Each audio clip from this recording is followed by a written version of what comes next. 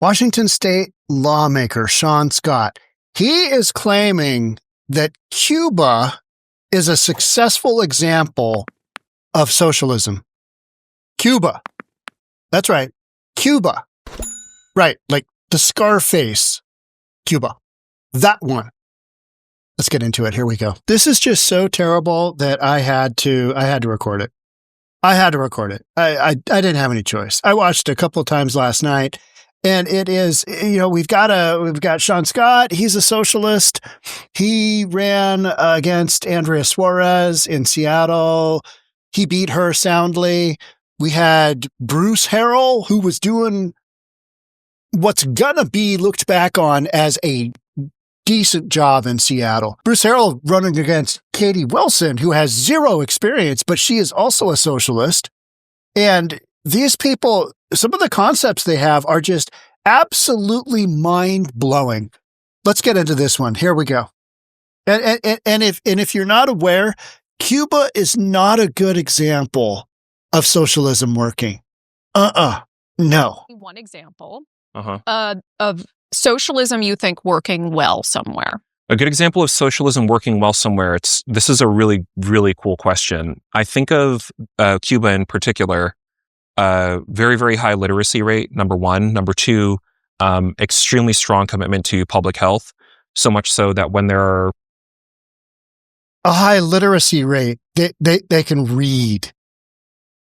Why are there so many people trying to escape every year and dying? Hundreds are dying every year trying to escape Cuba. If you follow any East Coast news at all, particularly Florida, there'll be news stories all the time of a boat washing up on shore, whatever, intercepted, the Coast Guard intercepts, because they're escaping from Cuba. And it's not because they can read real well. Know what I mean? Other ailments that are happening throughout the hemisphere. There's oftentimes Cuban doctors that you will see on the front lines of public health administration. So there's some Cuban doctors, but that doesn't mean that socialism works in that environment. You've got some educated people. I'll give you that. But socialism is an absolute disaster. Socialism works for those who don't, right? And then when your whole country gets cut off from all aid, your country just goes into the ground like Cuba's has done. Cuba is there. Fidel Castro? Yeah. Disaster. Absolute disaster.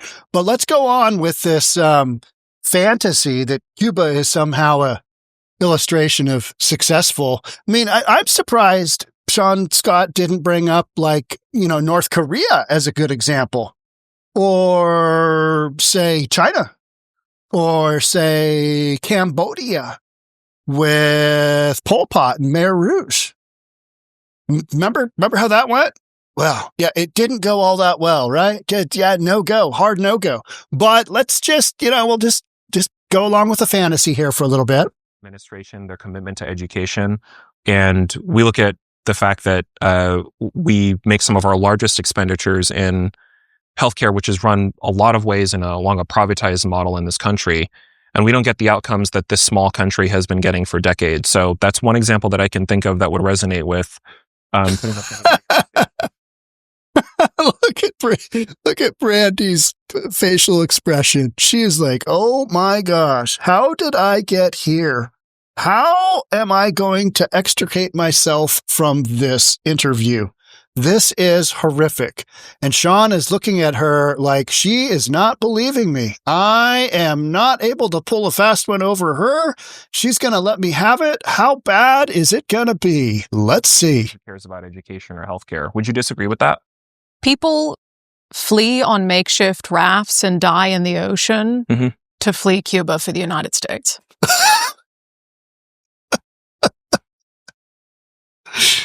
It's true. It's 100% true.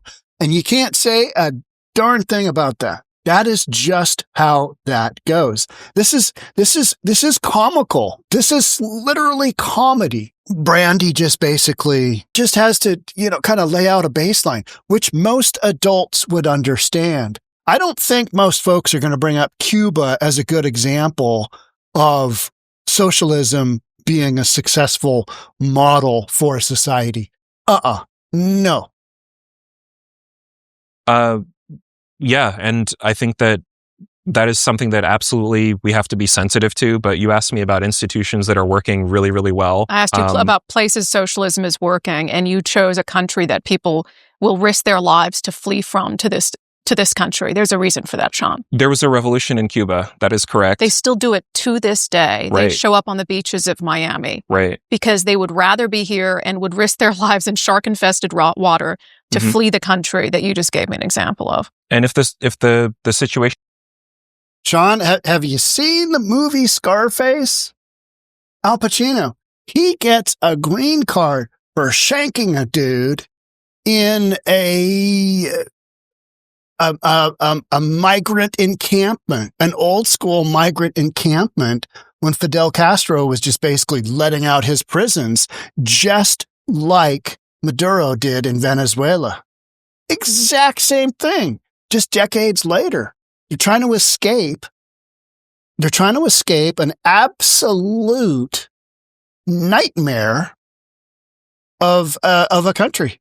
They don't want to live there. They don't want to live there. And thousands and thousands and thousands of people have died just trying to get to the United States on a raft, on a boat, on a whatever. They drown. They get eaten by sharks. Not enough food, not enough water. Ship sinks, just absolutely horrific. But they are willing to make that, hey, let's go all in on this, that sacrifice, because things are so bad in Cuba, and yet somehow Cuba is the model of socialism working. Okay. All right. Yeah. Well, I mean, no. Were reversed. The injuries and the ailments that they sustain as a result of migrating to a place where they believe that they're going to be better off, I believe that they can be treated in a much better way than American healthcare facilities are currently able to treat people. So that's one example that I can think of socialism working very well in public. Okay. All right.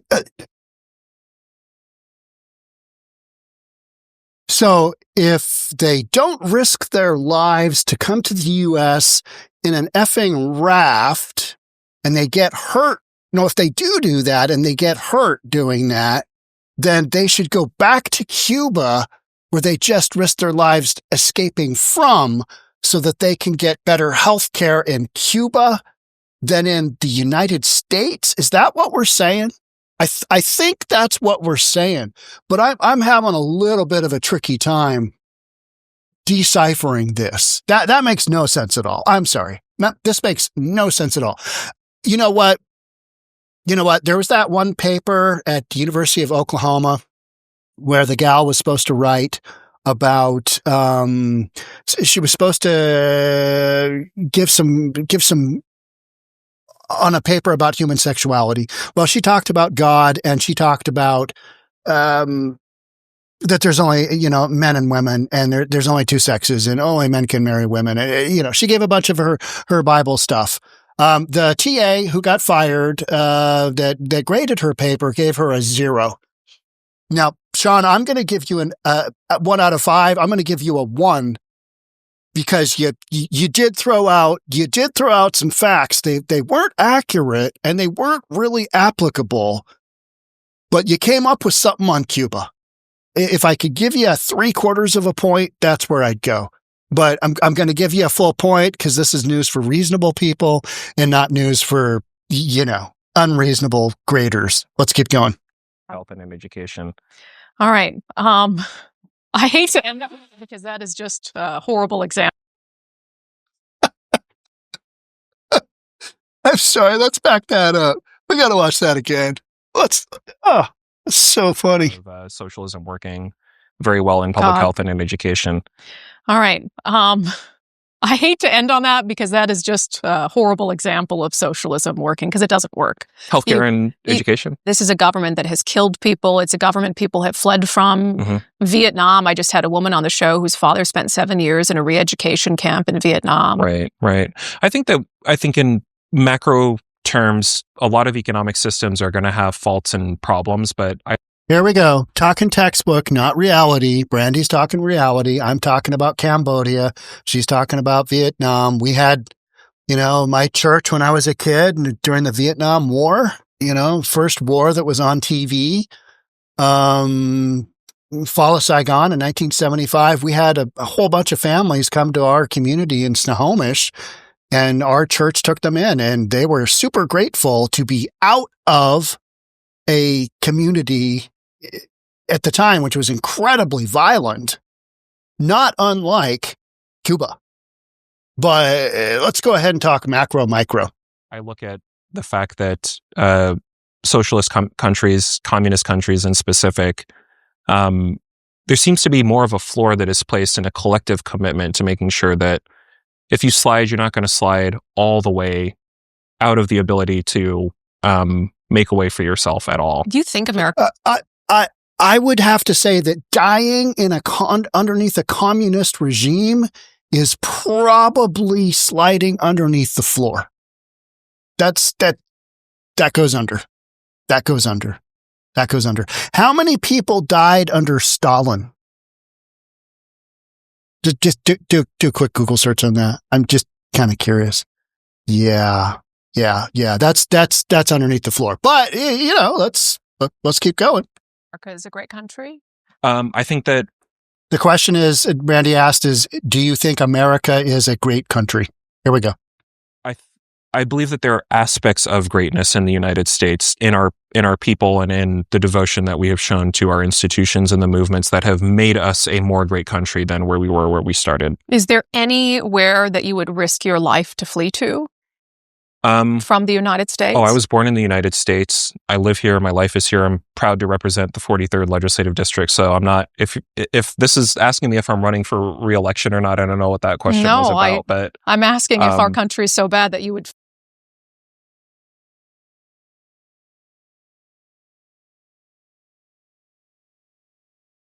Asking if he's going to run for re-election? I mean, I can't even get there on that one. So, you know what I mean? Just like what she's asking is, if you think the U.S. is so horrible, is there a country that you would go to where you feel like your freedom would be greater? You would be under you'd be in a system that makes more sense to you. Is there a country that is better than the United States? Because clearly, Sean, if you're a representative in the state of Washington, you live in the United States. So Brandy is just basically stating, where would you go to if you don't think the U.S. is all that? And yeah. To risk your life to flee from it. No, I believe in staying and fighting. I believe in staying and fighting to make what you inherited better than how it was when you got it. All right. So if you remember, I covered a pretty good segment of a interview between Brandy Cruz when she was asking questions to Sean Scott about the state income tax. He is the individual who has said, hey, things worked so well for the city of Seattle, basically taxing Amazon, and Amazon just basically moved all their folks over to Bellevue. Things worked so well there that we want to just take that on a statewide basis and, have all big businesses pay a head tax. Yeah, that's the same individual. So you've got this collective mentality that somehow socialism works, which it doesn't. It never has. It's never worked in any environment it's ever been implemented in, but it does work for those who don't. Simple as that. Simple as that. I mean, it's just, and if you honestly believe that Cuba is your answer to a better,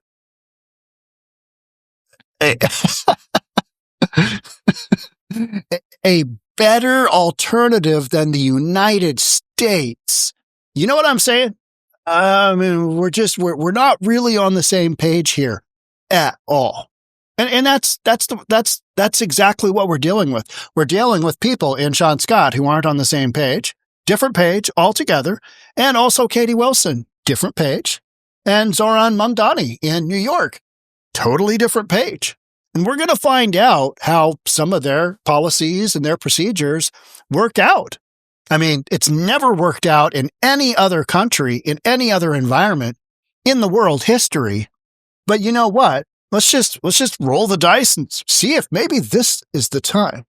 This is the time where, for some reason, just all the stars align and socialism does work. Let's do that. Make sure you're subscribed, hit that notification bell. I'll see you on the next episode. Thanks so much for joining. We'll talk then. Bye for now.